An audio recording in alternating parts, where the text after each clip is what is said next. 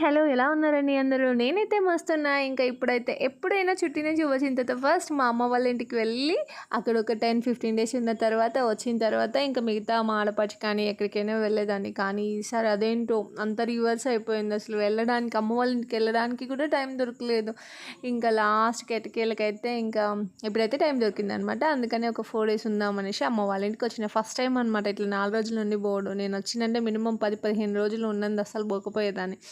ఇంకా సరేలే టైం కూడా లేదు కదా, మళ్ళీ వెళ్ళాలి, లగేజ్ సర్దుకోవాలి అనేసి ఇంకా నేనైతే ఒక 4 రోజులైతే అమ్మ వాళ్ళ ఇంటి దగ్గర ఉన్నానన్నమాట. ఇంకా రాక బిడ్డ వచ్చిందని మా అమ్మ అయితే అప్పాలు చేసింది. ఎందుకంటే త్వరలో ఇంకా ఏకాదశి కూడా వస్తుంది కదండి. అట్లనే ఇంకా మేము వెళ్ళిపోతాం కాబట్టి ఇంకా మళ్ళీ అక్కడ అప్పాలు చేసుకోవడానికి వీలు కాదనేసి మా అమ్మ అయితే గారప్పాలను ఇంకా కారపూస పిల్లల కోసం అయితే మా కోసం అనేసి ఇంకా ట్రైన్లో తినడానికి అది తీసుకెళ్ళడానికి చేసామన్నమాట. అదే ప్రాసెస్ నడుస్తుంది. నేనైతే చక్కగా పిండి కలిపాను. ఇంకా నేను వస్తుంటే మా అమ్మ అయితే పొయ్యి దగ్గర కూర్చుండి కాల్చిందనమాట. కట్టెల పొయ్యి మీద చాలా టేస్టీగా ఉంటాయి అప్పాలు మనం గ్యాస్ మీద చేసుకున్న దానికన్నా.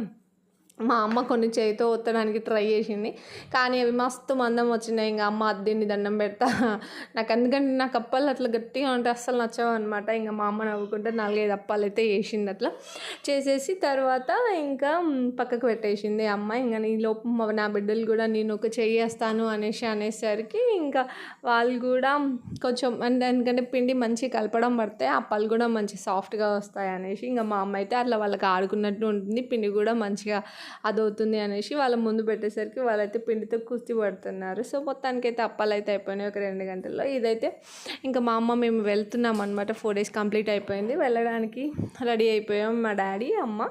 ఇంకా ఇక్కడికైతే స్టాప్ దగ్గరికి అయితే వచ్చామన్నమాట. అండ్ మా డాడీతో కొన్ని పిల్లలు అయితే ఫొటోస్ వీడియోస్ అయితే తీసుకోవడం జరిగింది అక్కడ బస్ స్టాప్ కాదండి, ఇది కొంచెం రిక్వెస్ట్ స్టాప్ అనమాట. మా ఇంటికి ఇటు సైడ్ ఉంటుంది, బస్ స్టాండ్కి కొంచెం దగ్గరలో ఉంటుంది అనమాట. ఇంకా దాటుకుంటే ఇంకా మన పల్లెటూరులో అందరూ తెలిసిన వాళ్ళే కదా, ఇంకా మా డాడీకి తెలిసిన వాళ్ళు కనిపిస్తే వాళ్ళతో మాట్లాడుతున్నారు అనమాట. మా డాడీ ఇది వచ్చేసి గోదావరికని అనమాట, సింగరేణి బిడ్డల కానీ గోదావరి కానీ ఇంకా నల్లబొగ్గు ఇక్కడే కదండి ప్రొడ్యూస్ చేస్తారు. సో ఇంకా ఇదే అనమాట.